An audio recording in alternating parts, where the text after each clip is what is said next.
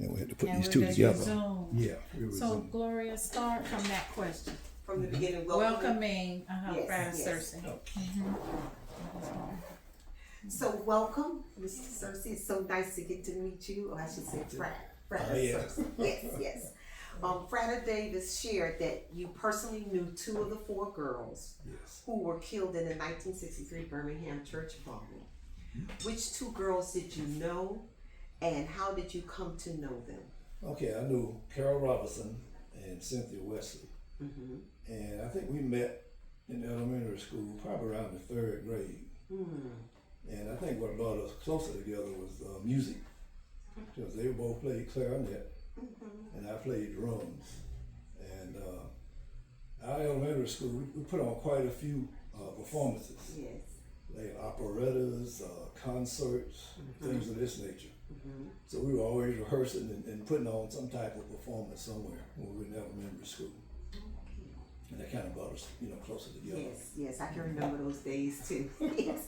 Can you describe your relationship with them and what they were like as individuals? Yeah, Carol was very, what I call studious. I mean, Carol was a straight A student. Wow. And she was very meticulous about everything, even the games, and things like that when we were playing. Cynthia was a little bit more, I guess you might say she was a little bit more looser than A little Carol. looser. Yeah, a little bit looser. Now Cynthia lived around the corner from me, about on the block north, and across the, as they used to say, Catter Corner. Yeah, Catacorner. I remember the Catacorners. Yes. Yeah, yes. she lived upper block in Catter Corner, right on the corner from me. Yeah. So y'all literally grew up together in this. Yeah, oh yeah. Yes. Yeah. So do you recall your last interaction or conversation with them before the bombing? If so, what stands out to you about that moment? Okay, now, when we finished elementary school, which was in the 8th grade, Carol and I went to Parker High School, and Cynthia went to a different high school, Auburn High School. So we didn't see her as much, because sometimes, with our activities and her activities, even though she lived around the corner, you're getting home at different times. I didn't see her as much. So that 9th grade year, I didn't see her as much. Now Carol, I would see her at, of course, passing classes and at band practice. In the first year, Carol was what we call a concert band. She did not march. I understand. She played in the concert that first year. So our 9th grade year was rather uneventful. And at the end of our 9th grade year, our choir director was getting ready to retire, and they had a new assistant choir director who also happened to be a drum major in college. Oh, all right. And he talked our band professor into letting him work with us over the summer. That was a good time. Yeah, it was a little rough, but Yes. when you in high school, you don't want to be getting up early in the morning. But we would get up 3 days a week and go out there and practice. And he turned us into like a precision marching group. Yes. We were pretty good. Yes. So now we come to the first game of the year. It was our 10th grade year. It was going to be September 16th, Monday night. And that Saturday we had band practice. And I saw Carol, and after Carol I said, "Hey, are you ready for Monday?" She said, "Yeah, I'm Monday." I said, "Okay, I'll see you Monday." Right. And of course, the next day was the bombing.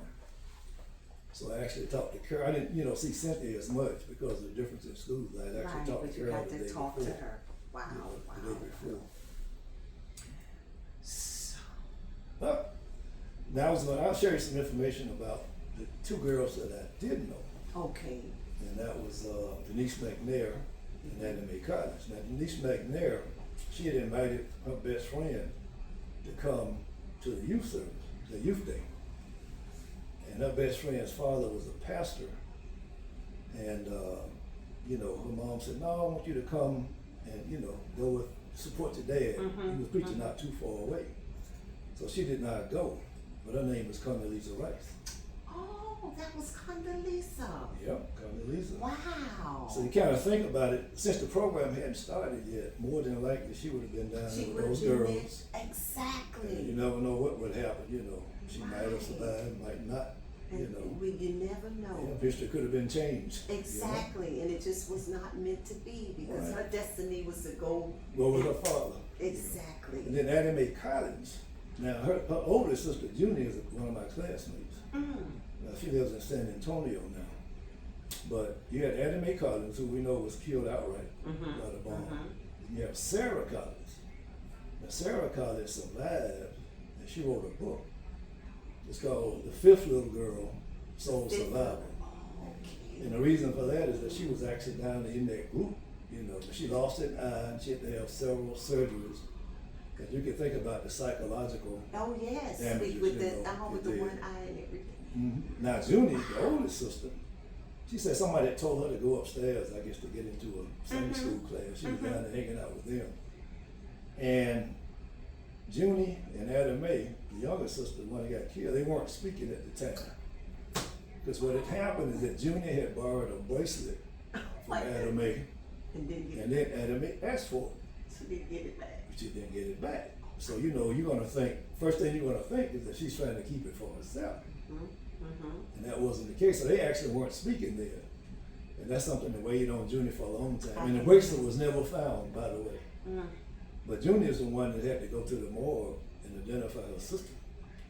And she said that she couldn't do it by the face. She only recognized it by the shoes she had on her feet. So that was, you know, that was pretty bad. You know, and I was an honorary pallbearer at Carol's funeral. She's the one that had the funeral. I think it was that Tuesday. The mommy was Sunday, and we had the funeral that Tuesday. And the other girls had their funeral that Thursday, but I didn't go to that one though. But I went to Carol's funeral as an honorary pallbearer. And at that time, how were you able to get through that? And well, only that I think what being helped you? young, you know, Yes. I didn't get. There's something that happened, and you kind of hate the people that did it, even though you know it's not much you can really do about it. You know? And I tell people now, I left when I graduated and came down to Birmingham. It was the first time I had any interaction with white people in college. Okay, why is You know, back then we just didn't. It wasn't integrated. that's true? And we didn't have any interactions with each other. You know? Exactly. But I didn't leave with full of hate. You know, I still like to treat people as individuals. You know, there's some whites, some blacks, some Hispanics that you won't give a time of day to. And then there are other ones that are quite nice. You know, so I've always judged people as individuals and not lumped them into a class together. You know. Because like you said, from that experience, it could have built up enough hate to where you could have, and do you think your parents had a lot to do with the way they raised you for you to be to this point? Yeah, because they kind of protected us from a lot of that stuff. You know, we, believe it or not, we had our own section of downtown. I remember. Our clothes from. Had a Masonic temple down there. I know my parents would go out like a club. You know, they would go down there. And I know we had to go about 3 miles to the swimming pool. We walked, but that wasn't a big deal. 4 or 5 boys, we walked to the pool, have a good time, and come back. And so we really didn't interact, you know, with them at all. I do remember once I went downtown with my mom, and her and her best friend, they loved to shop. Well, I should say they loved to go downtown. Sometimes they come back with a small bag. I'm dragging because I'm tired. Been down there all day walking around. Yes. And I got some water at one of the water fountains. I remember this white man looked at me real funny. He didn't say anything. And then later on, I realized what happened. I drank out of From the wrong white fountain. water. I know, Right. isn't that? And as a young person, it didn't dawn on you that would be that way. Right, I right. understand. I know was the too young. I didn't innocence look of beside. very innocent. And it's good that he realized that because he could have just come along and started something. That's true. Yes. So those are the moments that surround all of these different things that our history brings forth to us. And the whites only the bus, you know, you have to sit behind the seat and all those type of things. I grew up in all of that, you know. Exactly. So, Brada Davis, after carrying this story for so many years, what do you want young people today to understand about the 4 little girls and the responsibility we all share moving forward? And as far as he has also indicated too, how, you know, judging people by who they are, not by the color of their skin. Yeah, picking up on what Ryder was saying, people ask me quite often, had I been, if the girls were sitting with. If I had been sitting on the couch rather than the girls, and what would have happened? My response, after thinking about it for a long time, I would have been just another black man dead. Dead. Another one You know, dead. man dead.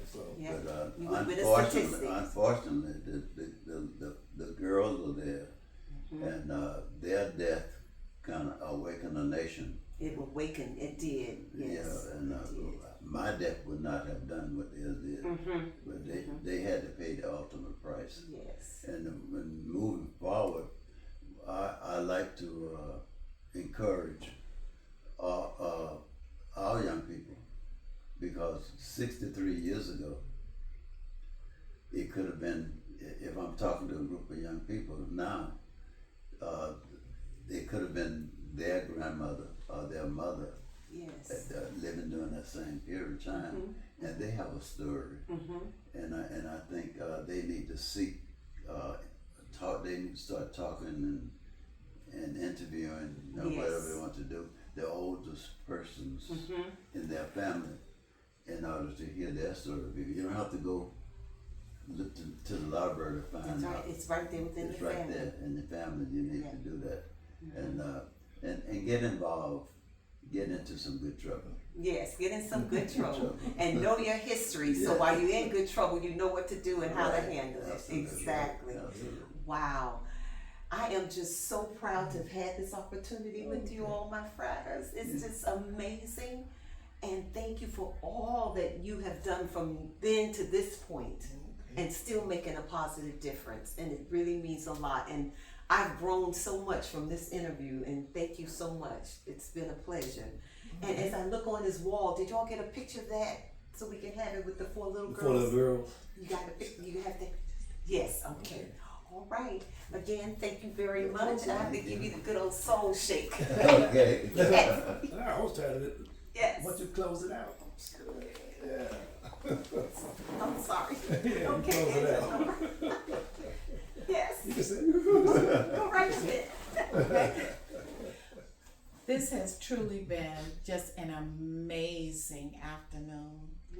You know, to be in this space, in this moment, in this time, with our fratres together, Earl and Riley and Gloria. And listen, Earl is a great cook. Yes, he is. He's from Louisiana, let Yes. me remind you. Yes. And he prepared wings and potato salad. I'm telling you. So Soros, don't be jealous. Yes, we had a party and They're a gonna party cut with that a part purpose. off. They're gonna cut that part off. Party But with we're a about to have some more wings and potato salad. The finest gentleman you could ask for. We are humbly grateful for this opportunity to continue our interviewing process. We've been interviewing for 6-7 years now, and this will be, I think, our 37th Wow, I haven't interview Right. with Beta Tau Zeta chapter of Zeta Phi Beta Sorority Incorporated, along with the men of Phi Beta Sigma fraternity. Theta Rho Sigma. Theta Rho Yes. Sigma. Yes. This concludes our interview. It's been a pleasure. My name is Adjutant Pascal Powell. It has truly been Yes. the best. The best. The best. Yep, So I'm we're standing a little taller. Yes, yes. Thank Okay. you all so much. Okay. Okay. And I'm telling you, your parents did a great job in raising Yes, you they all. did.